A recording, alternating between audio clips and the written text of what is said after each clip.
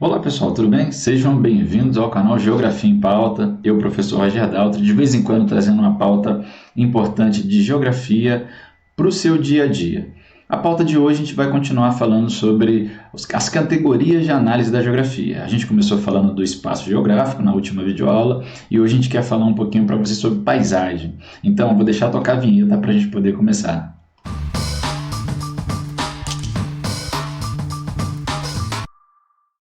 Galera, paisagem é tudo aquilo que a gente pode ver, tudo aquilo que a nossa vista abarca, e tem várias configurações que envolvem a paisagem. A paisagem é um elemento símbolo marcante da geografia, e a gente pode defini-la como um fragmento do espaço que é transformado ao longo do tempo e que a gente tem uma relação de observação, de memorização. Então ali a gente tem uma paisagem bonita, inclusive, uma paisagem muito bela, que ainda foi pouco transformada pela ação humana. A paisagem, ela é um fragmento do espaço geográfico que pode ser natural ou humanizada. O que é uma paisagem natural? É toda aquela paisagem onde não se verifica alteração por parte do ser humano. Dela fazem parte apenas os elementos naturais, como de um grande deserto, uma região montanhosa, uma região gelada, uma região de floresta. Ali você vê elementos da própria natureza que configuraram aquela paisagem, aquele retrato, aquela imagem que a gente pode guardar na nossa memória. De maneira diferente, a gente tem as paisagens humanizadas, ou paisagens culturais, que é toda aquela que se registra alterações por parte do ser humano. O ser humano vai lá e transforma.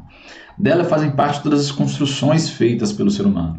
E aí a gente vai ter variados tipos de paisagem de acordo com a transformação humana ou a transformação da própria natureza. Então a paisagem em si, esse elemento, esse fragmento do espaço que a gente pode observar ao olhar, ao registrar, ao fotografar na nossa mente essa porção do espaço, pode ter um predomínio de elementos naturais, e por isso chamada de paisagem natural. Pode ter um predomínio de elementos culturais, ou elementos humanizados, ou elementos antrópicos, que são aqueles que são configurados pela ação humana, pela transformação humana, como a gente pode ver aí na paisagem. De um lado, de elementos naturais, como de uma região de uma montanha, de uma floresta, e do outro lado a gente tem ali uma cidade, que é configurada por elementos culturais que foram feitos pelo ser humano. Transformação da paisagem. As paisagens são transformadas pelos seres humanos para dar lugar às plantações, às cidades, rodovias, exploração de recursos minerais, com o objetivo, é claro, de, teoricamente, melhorar o dia a dia do ser humano. Nem sempre essa transformação da paisagem ela é benéfica para o meio ambiente, muitas vezes ela pode trazer fundamentos negativos à natureza, né? A paisagem natural, como a gente colocou, ela é totalmente composta de elementos naturais, de elementos da natureza. Enquanto a artificial, a cultural, a humanizada, a antrópica, é feito pela transformação humana. Em alguns momentos você vai inclusive encontrar elementos naturais sendo permeados pelos culturais, pelos antrópicos, pelos humanizados, também com a ação humana, como a gente vê ali. Então, galera, vamos lá. O ser humano tem como ferramenta de análise e compreensão do espaço geográfico a geografia. Esse ser humano atua sobre o espaço geográfico, que é constituído por paisagens. Então, em si, são fragmentos do espaço, de algo maior. A gente falou na última aula sobre a noção de espaço geográfico, que é uma noção que é muito complexa. A gente pode colocar todo o nosso universo como espaço geográfico.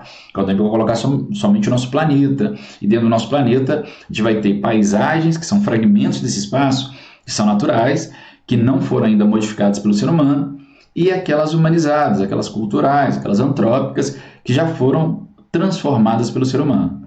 A paisagem é um registro da história também, porque a paisagem ela pode mudar. A paisagem de um lugar hoje pode não ser a mesma daqui a 50 anos. Esse mesmo registro que a gente faz hoje ao observar, ao verificar esse lugar, esse fragmento do espaço, daqui a 50 anos pode ter uma característica totalmente diferente, totalmente humanizada, totalmente transformada pela ação humana.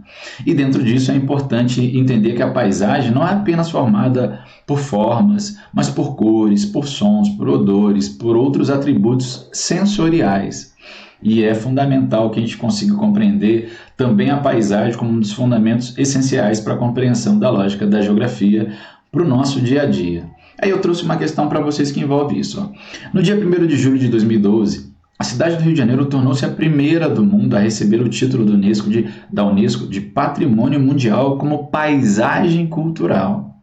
A candidatura apresentada pelo Instituto do Patrimônio Histórico e Artístico Nacional, o IPHAN, foi aprovada durante a 36ª sessão do Comitê do Patrimônio Mundial.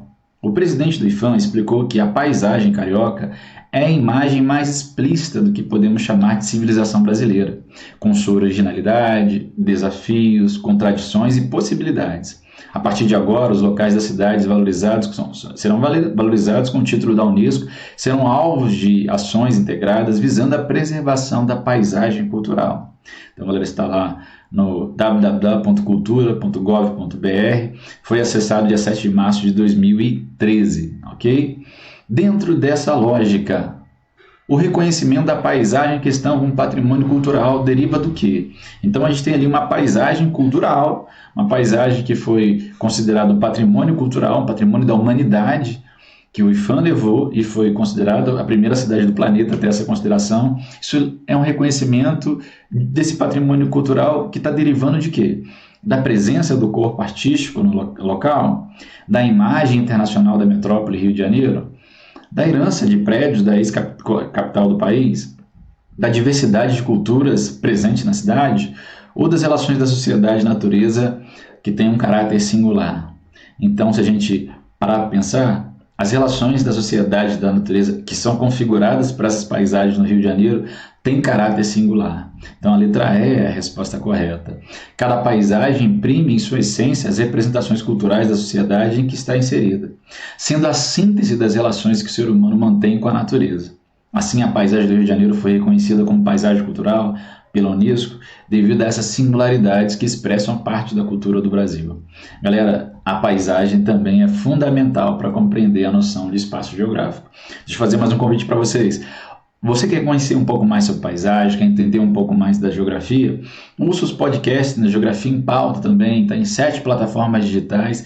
A gente faz esse convite para você poder também estar indo lá, estar ouvindo nossos podcasts que podem auxiliar a compreender um pouco melhor as dinâmicas do espaço geográfico. Deixa eu fazer um agradecimento a todos vocês que estão aqui. Obrigado pela audiência, pela paciência. Se você gosta desse tipo de conteúdo, se você quer estudar na sua escola, para a sua prova, se você quer aprender um pouco mais de como o espaço geográfico é produzido, se inscreve no canal. Eu fico por aqui, obrigado pela audiência e pela paciência. Até a próxima. Eu fui!